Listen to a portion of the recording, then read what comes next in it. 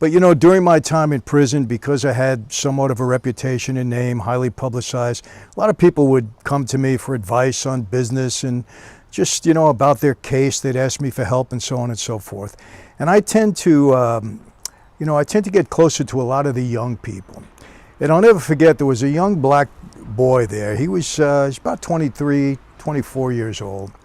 Good kid, not going to mention his name, but always in trouble in the yard. But he used to come to me all the time. He used to call me Mr. Mike. Mr. Mike, you know, I got some things going on in my life. He would ask me advice, very concerned when he got out of prison, what he was going to do, you know, talk to me about his crime at the time. And we used to go into the visiting room quite a bit. I got a lot of visits, and his mom would come and visit him quite a bit.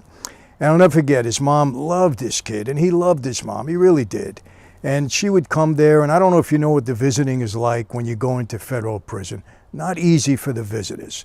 You know, most of the time they got to stand online for an hour, maybe 2 hours, you know, before they finally do get in and see the inmate. Once they do get in, normally they'll run to the vending machines and buy whatever's in the machine so that when the inmate comes in, they'll sit down, they could eat and drink together, so on and so forth. Drink sodas, not, you know, drink together.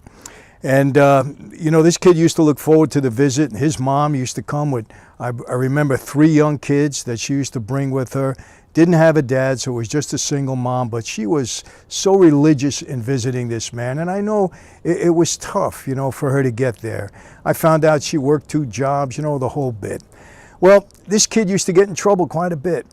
So one day I go into the visiting room. He was in the hole. He wasn't there. Now, normally they don't tell the visitor what's going on with the inmate, so they make them wait for 2 hours online, go in there, get to the vending machine, ready to sit down sometimes, and then they come out, oh, by the way, your inmate can't have a visit today for whatever reason. He's in the hole, he's in lockdown, he's sick, whatever. So this one particular visiting day, I remember he got himself in trouble, something silly, either had a fight on the yard or maybe had some contraband, extra cereal in his locker or something like that.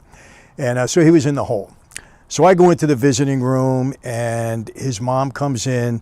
Now you got to understand, sometimes they don't tell the visitor that the inmate is not going to be able to make the visit for whatever reason, whether he's sick, in the infirmary, in the hole, whatever might have happened.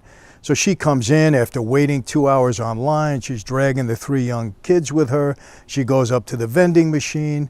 She starts to buy, some things out of the machine. And I walk up to her right away and I said, hey, I'm sorry, but your son is probably not going to make the visit. Got himself in a little situation. He's in the hole and, you know, I'm really sorry. And well, she starts to cry. She breaks down. She says, you know, Mr. Mike, she called me Mr. Mike also. Do you watch him in there? And I'm trying, you know, so hard to straighten him out. And, you know, he's my oldest. And she went on and on and on. She was so upset. She really was. But she left. I had my visit. I go back. About maybe 4, 5, 6 days later, he comes out of the hole and he comes to see me in my, cell. Hey, Mr. Mike, I'm out of the hole. And I said, come here, I want to talk to you. He comes over. I said, I want to ask you a question. He says, what? I said, do you love your mother?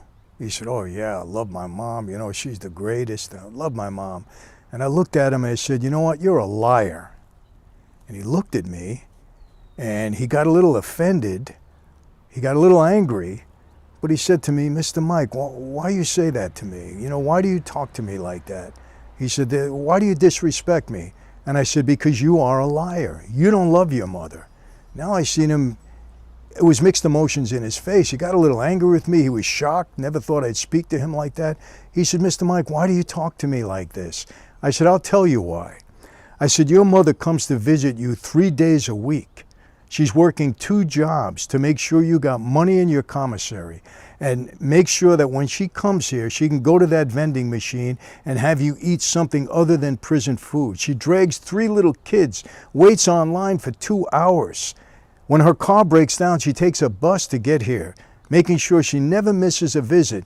And you are so disrespectful to her that you can't keep yourself out of trouble so that you can make that woman happy when she comes to visit you. I said, you don't love your mother, you're a liar.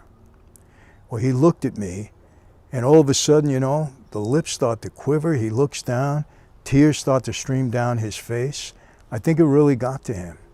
I said, let me tell you something, my young friend. I know you love your mother, but you got to stop being selfish. Stop thinking about yourself. Start thinking about the people that you have hurt because of the lifestyle that you're choosing. And he was a little bit of a gangbanger, not fully into the gang, but a little bit of a gangbanger.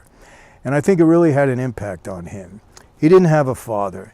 And I can tell you, people, a father figure is so important in a house. My father looms so large in my life and in my house. And that's why I tell people today, you know, we can't blame some of these young kids for growing up like, you know, like little wild things because they don't have a father figure in the house. They have their mom trying to do their best. She's got her own situations. Very difficult when you have a broken home like that. And I think as adults, we owe it to these young people to try to guide them and try to give them, you know, counsel in their lives because we created, okay, the society in which they're living. It was us. It was our laws. It was our atmosphere that we created here in America for these young kids, not only in America, but all around the world.